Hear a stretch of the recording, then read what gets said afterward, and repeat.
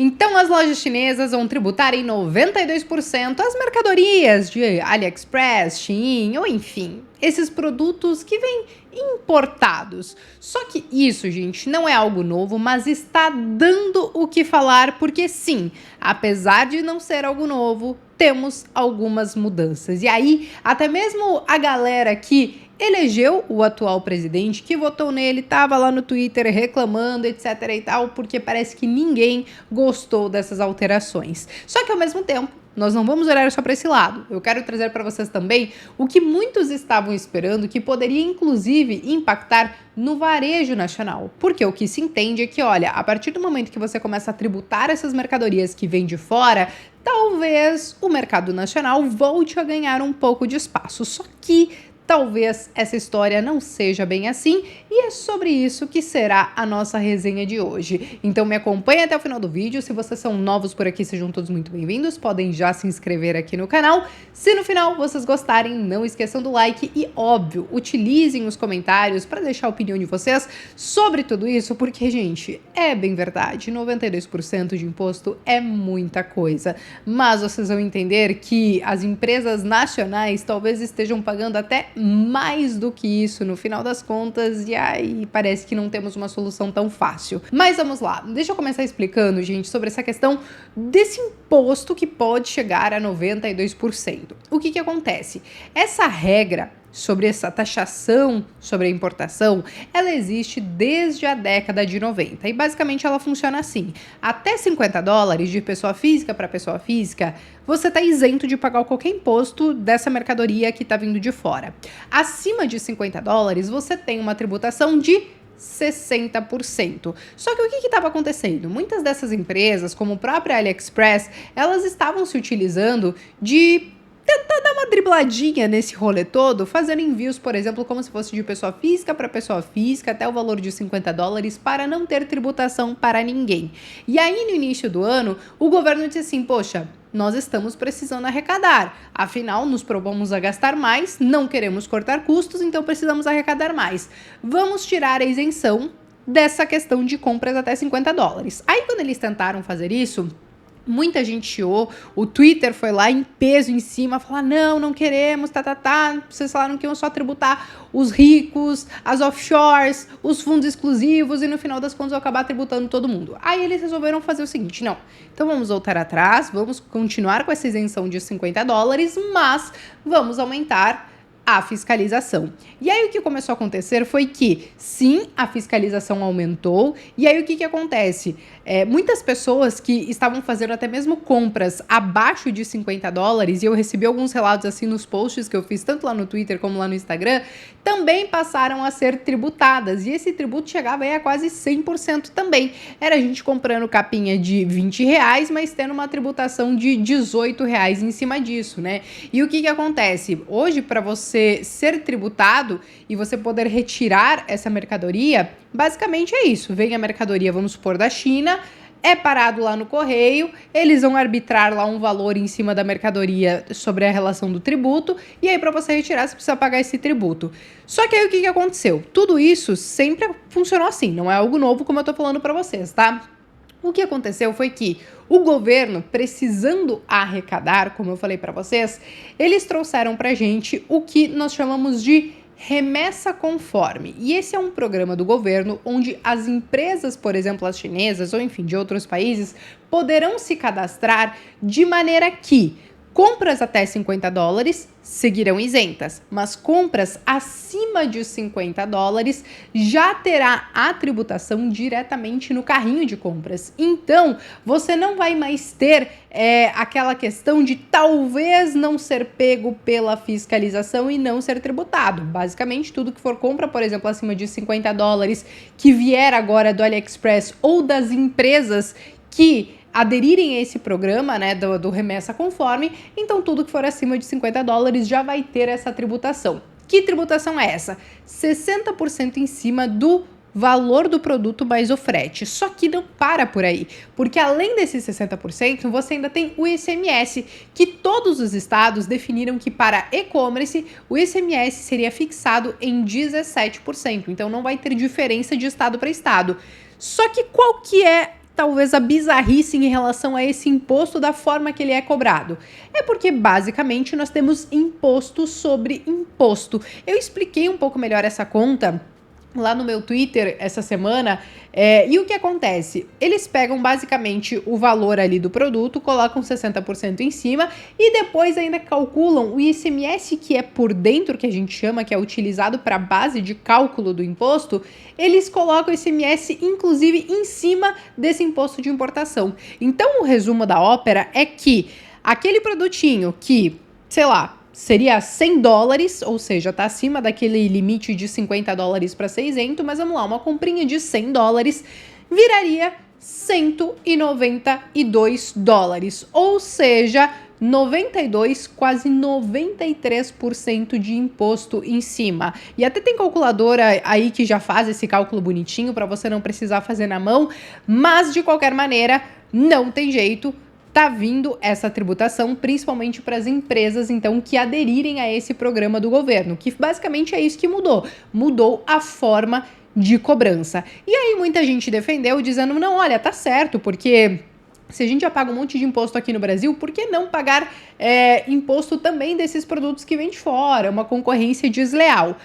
Ao mesmo tempo, e ao meu ver, o que seria o ideal nesses casos, é óbvio que a gente entende essa questão de querer tributar lá fora, mas o grande problema de toda essa questão mesmo é que os impostos aqui no Brasil, eles realmente são muito altos, principalmente para o varejo.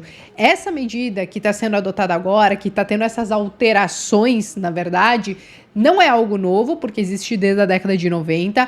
No ano passado, várias varejistas foram para cima do Paulo Guedes falando que sim, ele tinha que instituir uma tributação em cima dessas compras que estavam vindo de fora, porque estava vindo Shein, AliExpress dominando o mercado e, óbvio, diminuindo o fluxo das varejistas aqui, como Via, Magalu, Renner, ou enfim, várias outras, né, Multilaser e tal. E aí, no final das contas, não fizeram nada no ano passado, mas esse ano efetivamente tiveram essas mudanças, então, no atual governo. E aí, algumas varejistas, elas comemoraram entre aspas, né? Porque elas querem mais, e óbvio que elas vão pressionar para mais. Tanto que no plano orçamentário de 2024, que o governo vai precisar tirar, não sei da onde. Aliás, eu sei de onde, dos nossos impostos, né? Mas eles vão precisar levantar 168 bilhões de reais para poder fechar a conta. Então, uma sugestão, algo que está sendo ventilado, é que eles criem um imposto para até mesmo compras até $50 na alíquota de pelo menos 20%. E ainda assim, as varejistas falaram que, olha, mesmo tributando 20%, qualquer compra, mesmo aquelas que são menos de $50, ainda assim fica algo muito disparelho. E por que isso, gente? Saiu uma pesquisa, e aí eu quero colocar para vocês na tela essa tabela, que é uma tabela que foi feita pelo Instituto para Desenvolvimento do Varejo, que eles mostram a carga tributária sobre os produtos nacionais. E isso, claro, considerando cada um dos segmentos e considerando toda a ponta, né? Todo o caminho que aquele produto faz, né? Seja na parte ali da indústria, na parte de comercialização. E o que a gente consegue ver é que eletrodomésticos, acessórios, material de construção, eletrônicos, tudo isso chega a ter lá na ponta final mais de 100% de imposto. E aí uma média nacional que foi feita e que eles chegaram mais ou menos nessa conta que foi o seguinte: basicamente a média que essas varejistas acabam pagando de imposto ali sobre os seus produtos fica mais ou menos nisso, entre 60% e 143%, o que é coisa pra caramba. Ou seja, mesmo tributando essas mercadorias que estão vindo lá de fora, ainda assim, eu acho que um dos maiores problemas que nós temos aqui é justamente esse custo Brasil. Só que, óbvio, nenhum governo até hoje chegou a cogitar a possibilidade, talvez não vamos fazer realmente uma boa reforma administrativa, uma boa reforma política, uma excelente reforma tributária para conseguir diminuir os gastos do Estado e desonerar um pouco esse custo Brasil, que óbvio acaba tornando alguns negócios até mesmo muito arriscados, porque o varejo, quando a gente pega Via, Magalu, Americanas, que são empresas que estão na Bolsa de Valores, elas nem têm grandes margens, ficam ali entre 2% e 5%. E aí, tudo isso acontece justamente por esse custo Brasil. Então, o que acontece? O que muitos estavam imaginando que tributar essas mercadorias que vêm de fora poderiam favorecer essas empresas aqui no Brasil, talvez ajude em partes, mas não vai ser o que sozinho, de forma isolada, vai resolver o problema das varejistas no Brasil. Hoje nós temos uma taxa de juros muito alta, então ela ainda deve demorar um pouco para chegar a patamares mais amigáveis, ao ponto de ajudar as varejistas, mas, além de tudo isso, nós temos um cenário extremamente desafiador. E aí eu quero compartilhar com vocês isso, porque saiu uma pesquisa recente do CNC mostrando que nós temos 30% de inadimplência da população brasileira e esse foi o maior número registrado desde 2010. Ou seja, nós temos uma média de 77% a 78% da população endividada. O endividada não quer dizer algo ruim, porque até mesmo eu, Bea, que tenho cartão de crédito, eu entro nessa conta dos endividados, tá? Isso tá lá na conta do CNC. O grande problema mesmo é esse dado de inadimplência, que até alguns anos atrás, 2020, 21, 22, ficava ali na casa dos 27, 28% e agora em 2023, batemos o pico em 30%. E a situação ela é pior ainda porque desses 30%, em uma entrevista que o CNC fez com alguns participantes dessa pesquisa, basicamente 12% falaram que não tem condições de saldar com as suas obrigações nesse curto prazo, nesses próximos meses. Então, esse cenário, ele não ajuda em nada o setor de varejo e isso acaba se acumulando também as perspectivas, não somente de Estados Unidos e China, que já falam em uma desaceleração, mas muitos estão falando em uma desaceleração global, ou seja, isso poderia acabar impactando ainda mais, por exemplo, nós aqui no Brasil e, por consequência, não somente o varejo, mas vários outros setores. Só que o varejo, ele já tem sofrido bastante nesses últimos 2 anos, pelo menos, né? E a gente vê isso refletido diretamente nas ações. Quando a gente olha, por exemplo, Via, Magalu e Americanas, até entrou em recuperação judicial, até um caso bem diferente, mas as quedas foram de mais de 80%, 90%. E aí muitos ficam esperando que, olha, já caiu tanto, uma hora essa chavinha vai virar. Só que o cenário, como eu mostrei para vocês, ele realmente anda muito nebuloso. E a gente entende que o mercado ainda está vendo dessa maneira quando a gente analisa o nível de aluguel dos papéis, tanto de Via como de Magalu. E o porquê isso? Porque quando um investidor ele aluga, por exemplo, ações de Magalu ou de Via, o que ele está esperando é o seguinte: vender essas ações no mercado e ganhar com a desvalorização desses ativos. Eu já expliquei isso em vídeos antigos aqui do canal, né? E aí o que nós tivemos então, e que vocês podem ver aí na tela, é que tanto para Magalu como Via, nós chegamos num pico, inclusive, da demanda por aluguel desses papéis, sendo que as taxas dos papéis de Via chegaram a mais de 80% e de Magalu de mais de 30%, 35%. Ou seja, se você tem ações de Magalu, você pode receber o proporcional dos dias que a pessoa alugar as suas ações com taxas de até 30%, 35%. E se você tem Via, essas taxas elas podem ultrapassar 80%. Claro que isso proporcional aos dias que a pessoa ficar com essas ações, né? Que geralmente ali são poucos dias.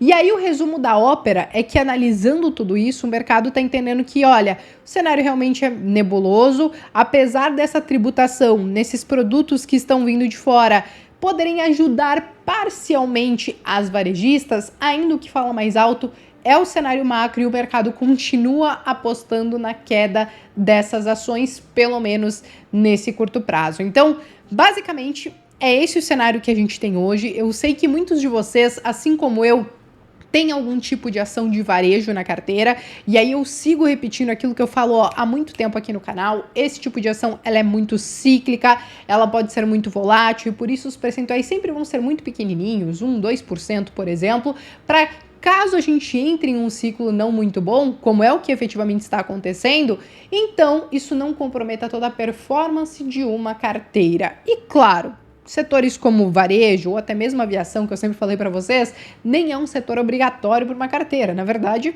você não precisa ter esse tipo de ação na carteira. Você pode simplesmente olhar para ações e setores muito mais perenes e dormir tranquilamente em paz. Mas claro que é uma escolha de cada investidor, depende da estratégia de cada investidor, mas é sempre importante fazer todos esses alertas. E aí, dito tudo isso, né, gente, trazendo todas essas perspectivas do que está acontecendo, agora sim eu convido, né, reforço o convite para vocês deixarem a opinião de vocês nos comentários sobre tudo isso que está acontecendo. Sim, tivemos mudanças e não, eu acho que o cenário para o varejo como um todo ainda não mudou, acho que segue nebuloso, mas eu quero saber de vocês. Eu me despeço por aqui e vejo vocês então no próximo vídeo.